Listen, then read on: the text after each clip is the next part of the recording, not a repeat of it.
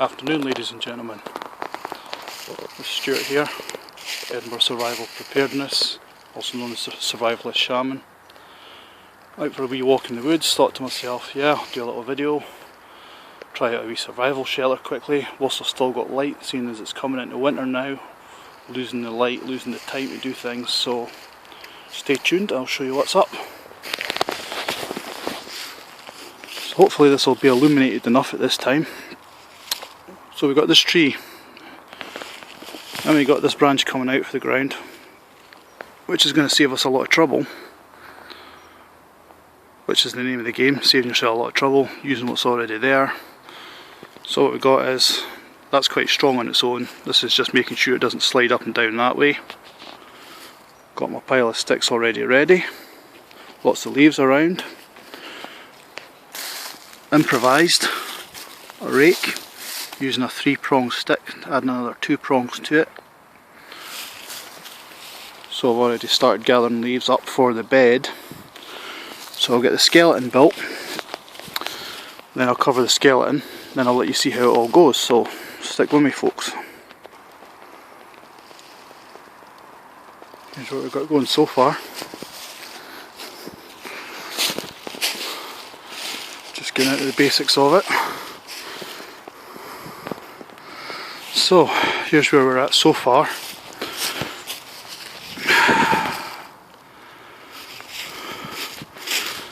Basically the frame's almost done. Inside's packed with leaves already. As you can see. Back out a bit so you can see.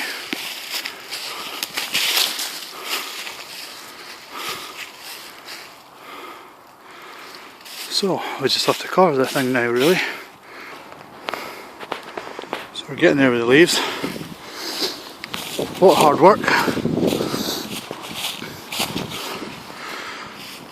The basic cover on. So we're getting there. Stick with me folks. As you can see. So folks, that's the shelter basically roughly done. I'm not going to continue packing leaves on it because it's getting dark now. There's a few holes in it. But just to do a demonstration really for myself, to see how it goes. Getting dark now, there's a light on my camera here, it's not great. But hopefully you can sort of still see this. So yeah, I would continue adding leaves till you've got 3 foot or more of leaves on it in every direction for insulation. I also managed to find this spruce or pine, which is handy if I was to stay the night or whatever.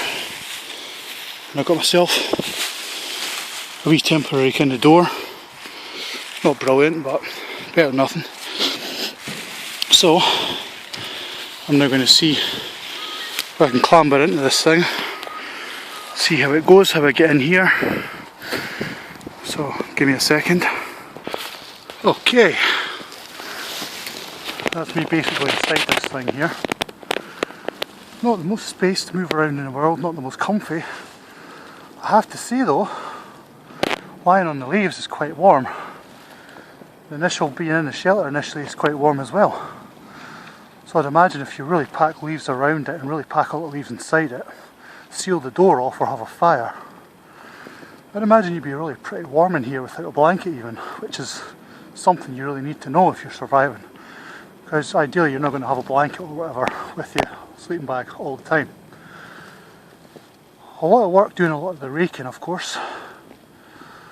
If you have a bash or whatever, you could fill that up with leaves, it would probably make it a lot easier. If you had help doing it, it would be a lot easier. But the idea with these shelters being, if you make them smaller, your own body heat circulates, bounces off the walls, comes back at you. So you want to keep your shelter as small as you can. But yeah, although it's a very rough attempt, or very quick attempt, I just wanted to try it out, see how much effort it would be, how comfortable it would be if it was warm or not. And yeah, if you put the effort in, I think this could keep you warm through the night, no problem.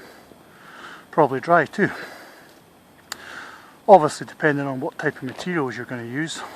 I've got all the brown leaves here, of course, but yeah, you could have spruce, you could have you could use turf, you know, you could use your pine boughs, you could use bracken, anything you want, anything you can find that will give you insulation, really.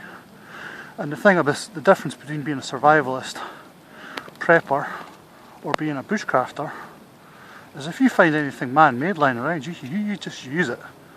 It would be stupid not to. Saves you the effort. So yeah, I don't think this is too bad. Yeah, if I had more time, if it wasn't getting so dark and it wasn't winter time approaching, I could have made a better job of this, and I think it could have been a lot stronger, a lot warmer, maybe slightly bigger. But it's a learning experience for me, and hopefully you've enjoyed watching. Hopefully I've not bored the socks off you. So yeah, not too bad overall, really.